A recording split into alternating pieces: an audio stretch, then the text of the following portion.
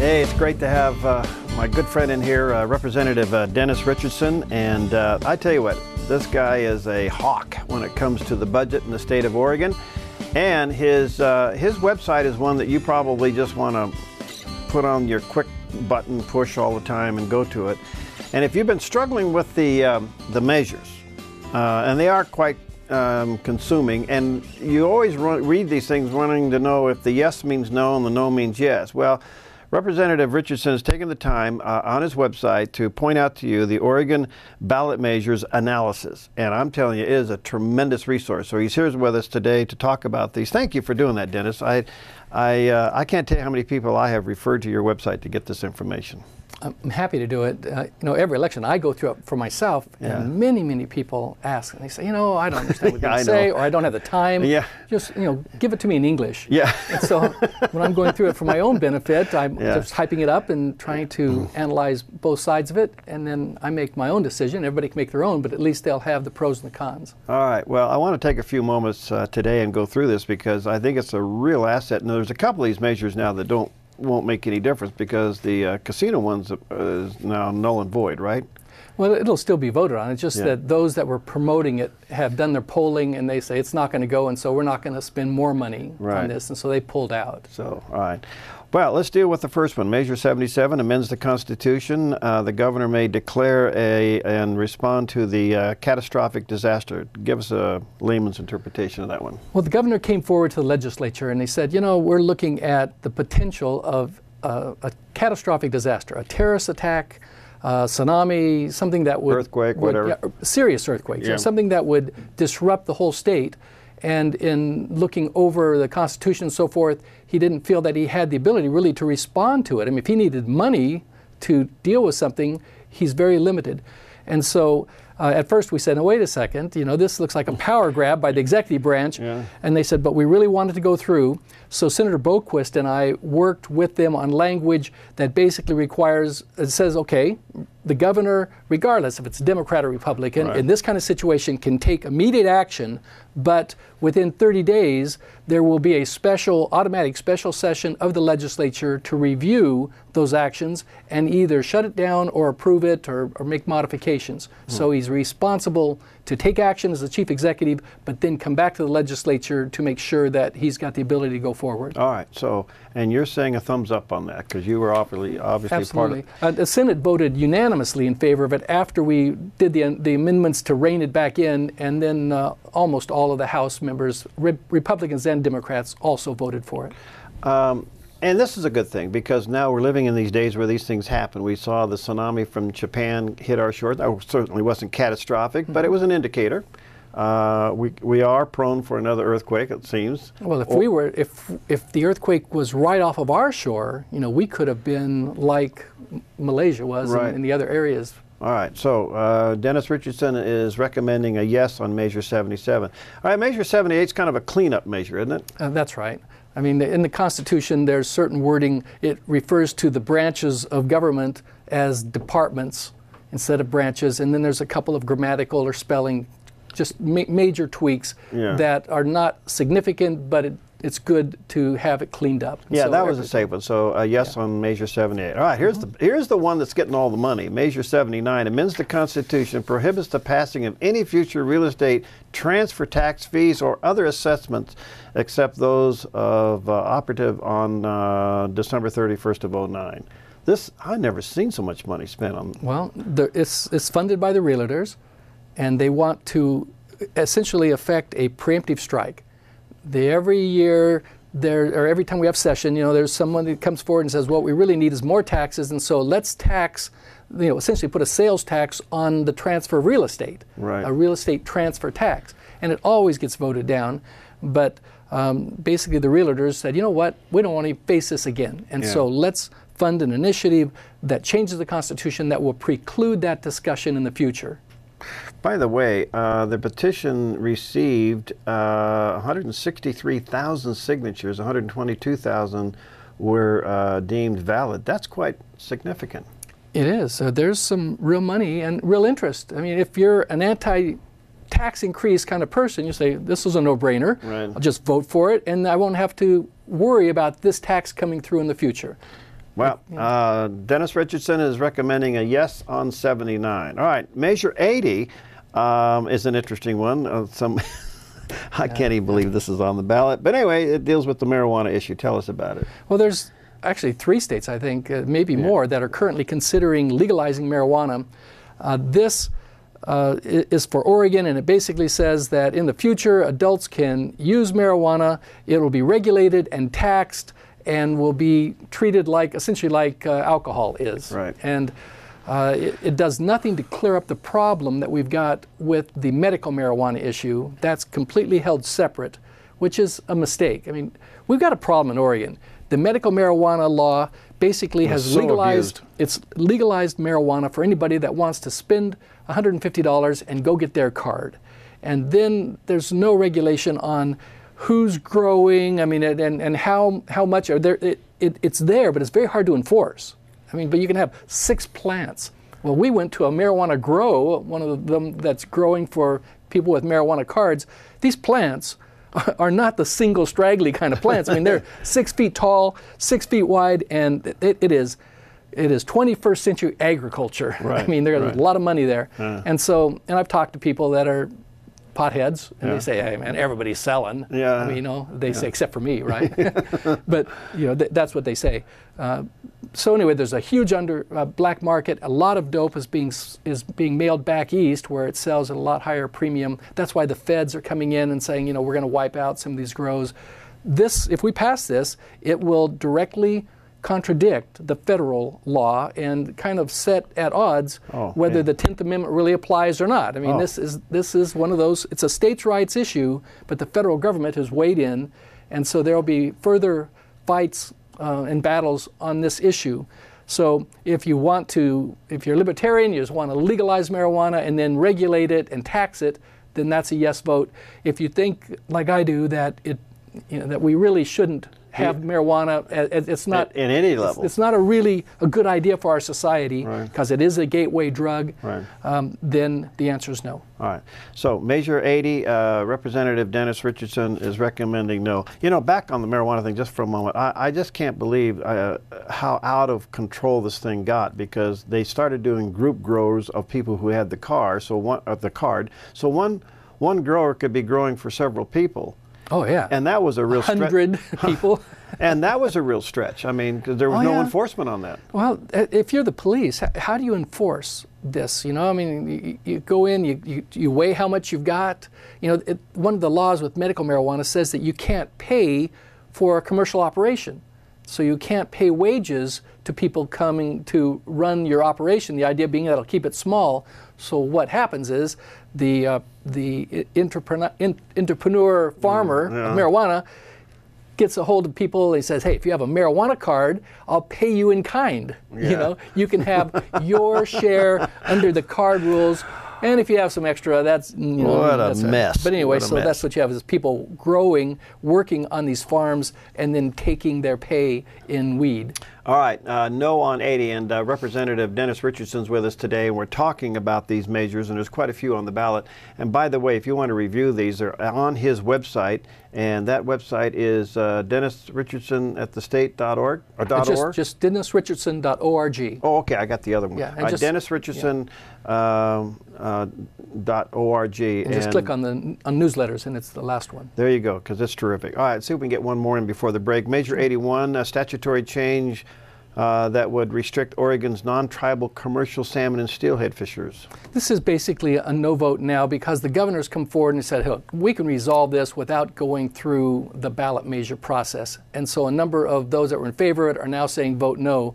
Basically, it's about whether or not commercial fishers in the Columbia River who've been taking salmon and steelhead should be stopped from doing that, so that sports fishermen can come in with tackle and different kinds of nets and take over the harvesting of those fish. It doesn't save any fish, it just picks winners and losers, and basically says, if you're a commercial fisherman and you've been doing this, you're going to have to stop. And by the way, if you're from Washington State, you can just move right in and take over. Because there is no limit. Because there's no limit there. All right, Measure 82 and 83, they're on the ballot. People are going to vote for them, but the company behind it basically pulled out. Can you summarize all that for us? Right. 82 basically says let's change the Constitution so that it's possible to have non-tribal casinos. And it gives a process for doing it. Right. Measure 83 says if 82 passes, then we've got a city up north that wants to have the first non-tribal casino.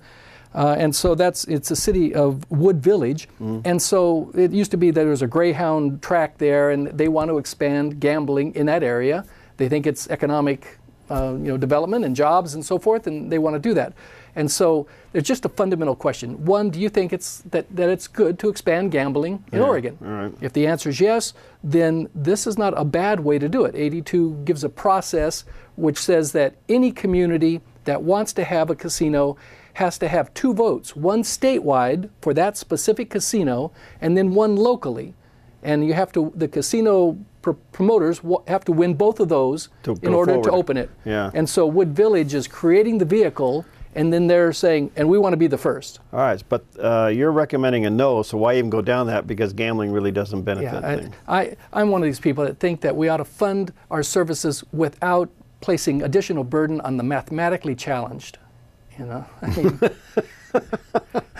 I don't put any money into lottery tickets or gambling of any kind. Mathematically challenged. But there are a lot of people that do, and it just burdens those often who can afford it the least. And I just think it's not good for society to promote that. All right, so if 82 fails, then 83 automatically goes away. But the people who were behind this needed both of those to make this work. Right. And so, all right. So they essentially pulled out because they're polling. And they said, you know what, this isn't going to go through, so let's not throw more money at it. All right. 82 and 83, Dennis Richardson is recommending a no. All right, 84, I was just hoping I'd hear more about this because I'm totally in favor of this one because it's just a double tax of our citizens, but it deals with the statutory change that phases out Oregon's estate and inheritance tax. Yahoo! Yeah, well, inflation is lifting people's assets. I mean, houses are coming back, but real estate and so forth. Right now in Oregon, there's a 10% tax above $1 million. So if your estate is $1 million or more, then you start paying this tax. If it's a farm or a ranch, a fishing operation, a forest, that threshold moves up to $7.5 million. So it's not everybody above $1 million, and then the rate creeps up to about 16%. And so what this does is say, it's not appropriate, it's not good for Oregon if we want to come out of this economic problem to be at such a competitive disadvantage. I mean, there's been 30 states that have removed their estate and inheritance taxes in the last 10 years. And so here Oregon is surrounded by states that doesn't have it. I mean, California doesn't have it, Nevada, Idaho, Utah, none of them have estate or inheritance taxes. And so we're saying to business owners, come here, bring your business, expand your business, keep your business when you're ready to retire, and by the way, we're going to tax you. But if you go across the border, you can avoid that tax. All right, now, this just, if it passes, it would start January 1. It's not retro by 10 years. No, it's not. It will apply.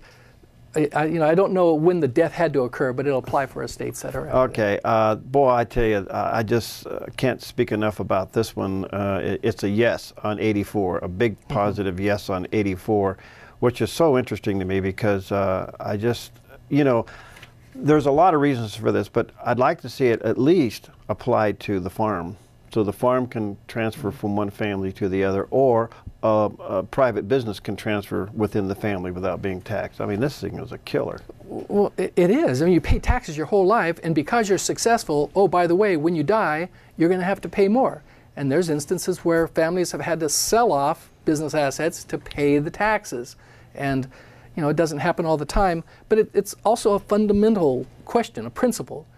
Is it appropriate for us to take from families the assets that they've spent a generation accumulating? Yeah. I say that's not appropriate, so we need to have this one go through. So it's a yes on Measure 84. A big yes on 84, and again, you can go to Dennis Richardson's website, dennisrichardson.org, and go to the latest newsletter, and you'll see the analysis of all of these measures. And let me encourage you, do a link from that page to your family and friends in the state and get this information out and send it around. All right. And by the way, every vote counts.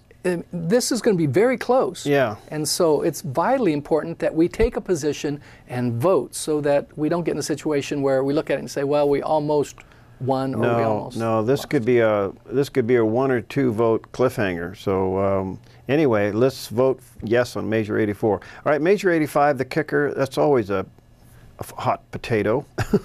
Yeah. And you're saying it's a negative. Tell us about it.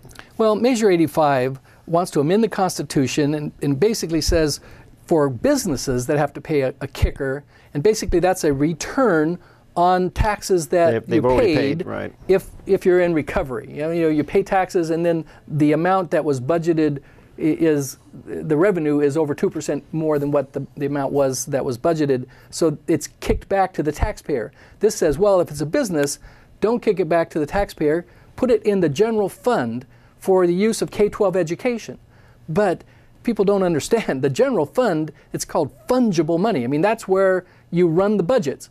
And the legislature can very easily, and in all likelihood would, say, okay, if we get $50 million for education, we'll put that to education and we'll take $50 million that we already were going to pay for it and use it someplace else. Right. It's not in addition to other funds. And that happens, and that's what's so frustrating, because we always use K through 12 or education as the sympathy card to move all of these things. It's for the kids. Yeah. But the devil's in the details. Right. Now, in this instance, it would have been much better if it went to the rainy day fund, because then you could at least say, let's save while we can, because a kicker doesn't kick unless things are getting better, and then be ready, or, help prepare for the eventual downturn again.